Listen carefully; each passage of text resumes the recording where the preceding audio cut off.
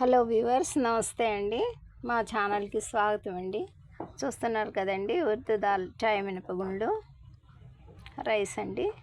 ఈ డబ్బాతో 2 డబ్బాలు నిండుగా రైసు, హాఫ్ డబ్బా ఈ ఉర్దూ దాల్లదేనండి చాయ్ మినపగుండ్లు. 6 గంటల పాటు వాటర్లో నానబెట్టేశానండి.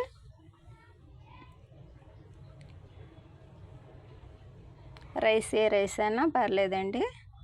నేను 2 డబ్బాల రైసు, హాఫ్ డబ్బా చాయ్ మినపగుండ్లు వాటర్లో నానబెట్టేసి 6 గంటల తర్వాత ఉప్పుతో మిక్సీలో గ్రైండ్ చేశానండి. మరీ పలచగా లేకుండా, మరీ గట్టిగా లేకుండా కొద్దిగా ముందుగా ఉడకబెట్టుకున్న రైస్ అదేనండి అన్నాన్ని అందులో యాడ్ చేసి ఉప్పుతో గ్రైండ్ చేశానండి.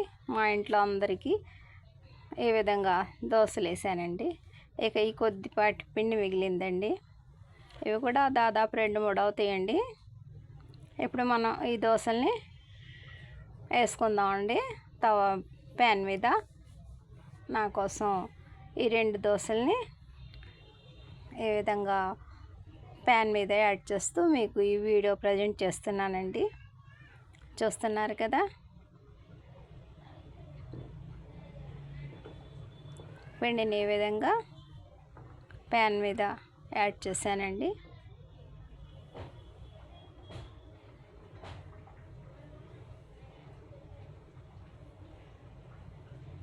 ఇంకా ఉల్లిపాయ పీసెస్ అండి.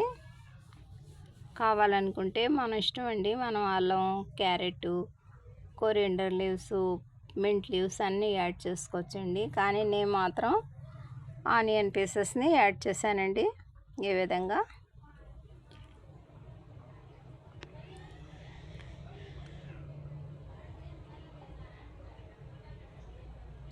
కొద్దిగా ఆయిల్ యాడ్ చేశానండి.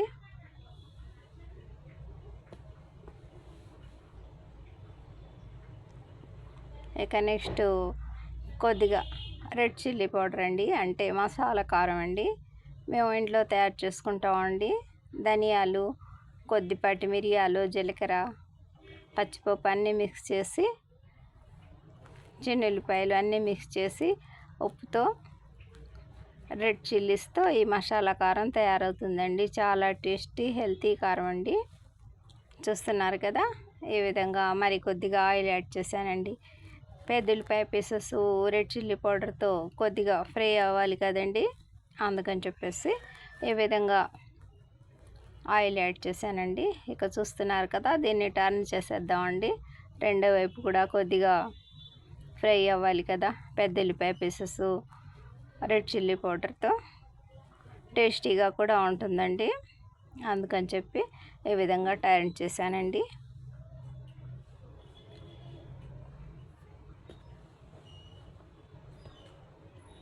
మన ఆనియన్ దోశ అదేనండి, ఉల్లిపాయలతో రెడ్ చిల్లీ పౌడర్తో తయారైన దోశ రెడీ అయిపోయిందండి. వెరీ టేస్టీ, హెల్తీ అండి. ఇందులో ఇంకా ఏం యాడ్ చేయకుండా ఆ పార్ట్ని యూస్ చేసేయచ్చండి. మా ఈ చిన్ని వీడియో నచ్చితే మా ఛానల్ని లైక్ చేయండి, షేర్ చేయండి, సబ్స్క్రైబ్ చేయండి. వ్యూవర్స్, చూస్తున్నారు కదా, వెరీ సింపుల్గా తయారు చేశానండి.